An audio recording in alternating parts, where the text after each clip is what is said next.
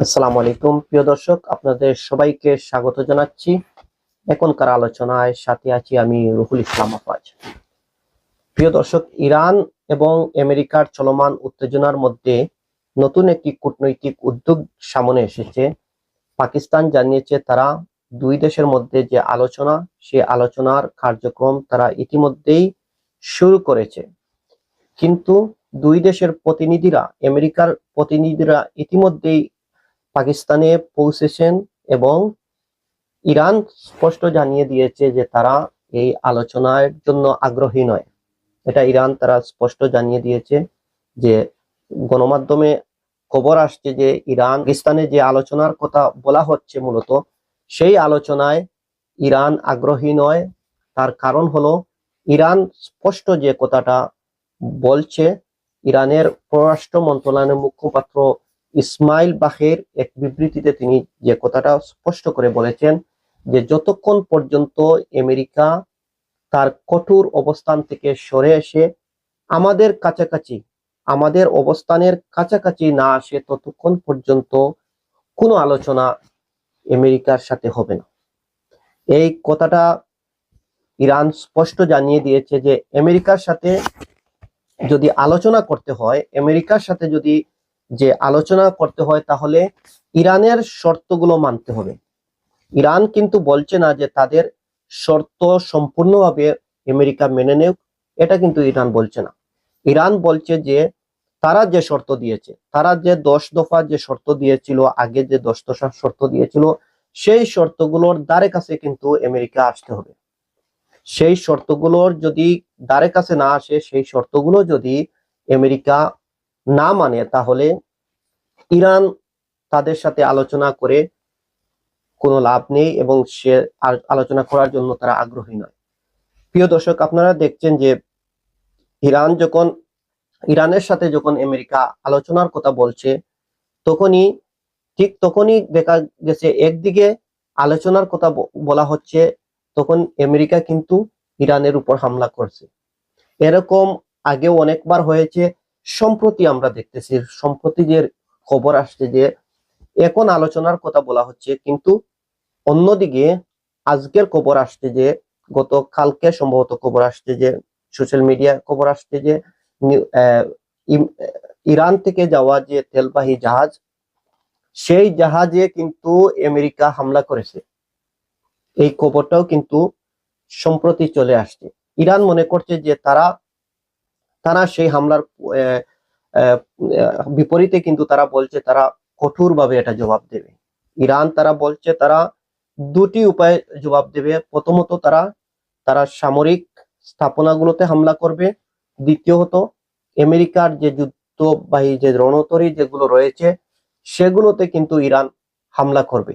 কিন্তু আমরা দেখছি ইরান যতবার আমেরিকার এগুলোর আমেরিকা যতবার হামলা করেছে, কিন্তু ইরান ঠিক ততবারই কিন্তু হামলা চালিয়েছে এবং আমেরিকা ইসরায়েলকে নাস্তানাবুদ করে দিয়েছে। প্রিয় দর্শক, আপনারা দেখছেন যে সম্প্রতি যে এখন যে যুদ্ধ আলোচনা, যে মুহূর্তে আলোচনার কথা বলা হয়েছে, ঠিক তখনই আমেরিকা এই হরমুজ প্রণালীতে তাদের ইরান থেকে যাওয়া যে তেলবাহী জাহাজ, সেখানে কিন্তু হামলা করেছে।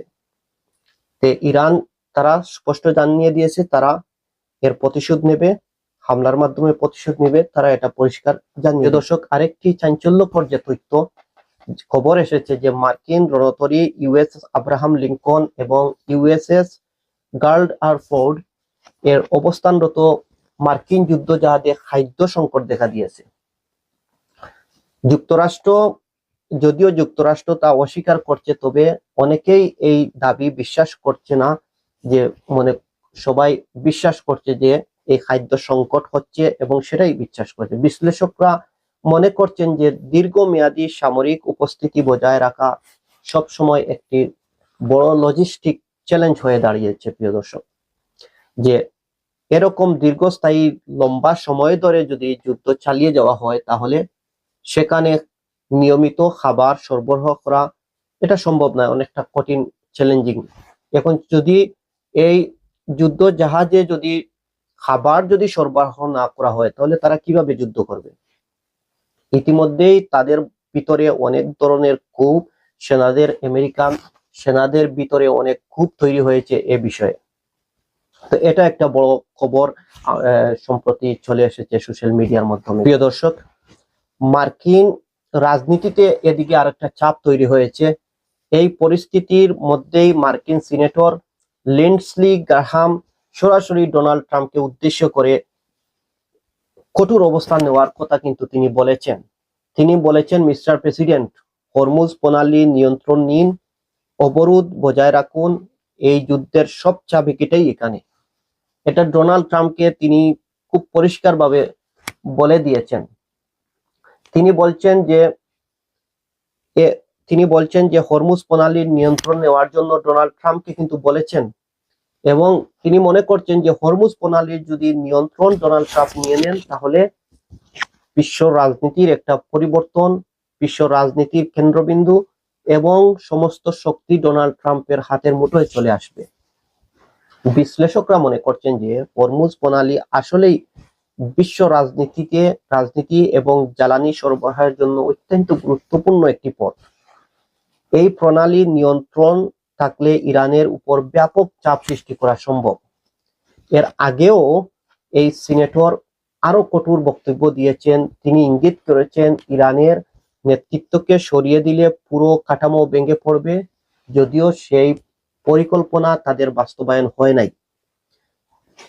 তারা খামেনিকে বোমা মেরে ধ্বংস করে দিয়েছে, তাদেরকে হত্যা করেছে, ইরানের শীর্ষ নেতৃবৃন্দকে আমেরিকা হত্যা করেছে। কিন্তু তারপরও তারা যেটা মনে করেছিল যে ইরানের সরকার পরিবর্তন করে দিলেই আমেরিকা এখানে একটা আধিপত্য বিস্তার করতে পারবে এবং সেখানে নিয়ন্ত্রণ নিতে পারবে, কিন্তু বাস্তবে সেটা হয় নাই এবং তাদের পরিকল্পনা মূলত ব্যর্থ হয়েছে। প্রিয় দর্শক, আজকের সংক্ষিপ্ত আলোচনা এখানেই শেষ করছি। ভালো থাকুন। আল্লাহ হাফেজ।